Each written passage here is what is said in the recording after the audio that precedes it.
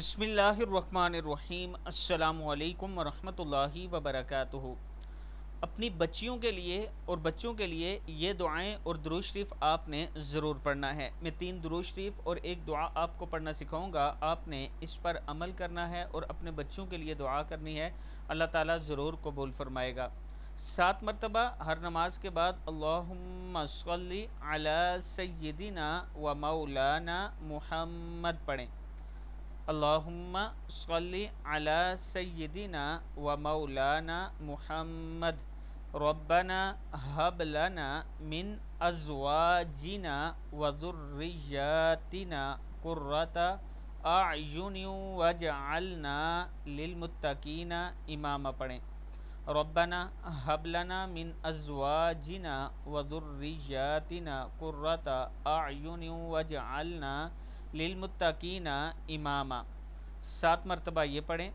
फिर एक तस्बीह घर में हर रोज़ सुबह शाम ये दुरूद शरीफ पढ़ लिया करें। या वदूदु सल्ली अला मुहम्मद व आलिही व अस्हाबिही इन्नका रहीमुल वदूद। 100 मरतबा या वदूदु सल्ली अला मुहम्मद व आलिही व अस्हाबिही इन्नका रहीमुल वदूद पढ़ें। इसके साथ ये दुरूद हज़रत अनस रज़ी अल्लाह तआला अन्हु फरमाते हैं कि ताजदार मदीना सल्लल्लाहु अलैहि व आलिहि वसल्लम ने फरमाया, जो शख्स ये दुरूद पाक पढ़ेगा, अगर खड़ा है तो बैठने से पहले, अगर बैठा है तो खड़े होने से पहले इसके गुनाह माफ़ कर दिए जाएंगे।